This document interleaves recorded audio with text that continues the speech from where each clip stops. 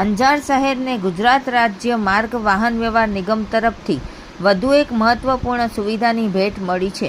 Anjar ST depot ખાતે ₹4.85 કરોડના ખર્ચે નિર્માણ પામેલા અત્યાધુનિક ડેપો વર્કશોપનું લોકાર્પણ આજરોજ ઉચ્ચ અને ટેકનિકલ શિક્ષણ રાજ્યમંત્રી તથા કચ્છ જિલ્લાના પ્રભારી મંત્રી ત્રિકમભાઈ છાંગાના હસ્તે કરવામાં આવ્યું હતું।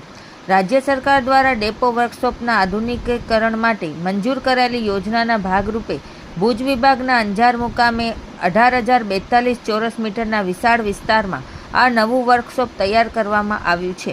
અંદાજે 60 જેટલી બસોના રિપેરિંગ અને મેન્ટેનન્સની કામગીરી હવે વધુ સુવ્યવસ્થિત, ઝડપી અને આધુનિક રીતે થઈ શકશે।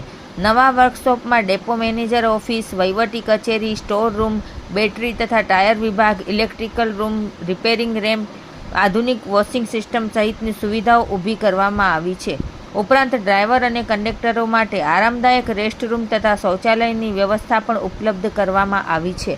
આધુનિક વર્કશોપના લોકાર્પણથી અંજાર એસટી ડેપોની કામગીરીમાં ગુણાત્મક સુધારો થશે તેમજ કર્મચારીઓ અને મુસાફરોને લાંબા ગાળે વધુ સારી અને કાર્યક્ષમ પરિવહન સેવાઓનો લાભ મળશે।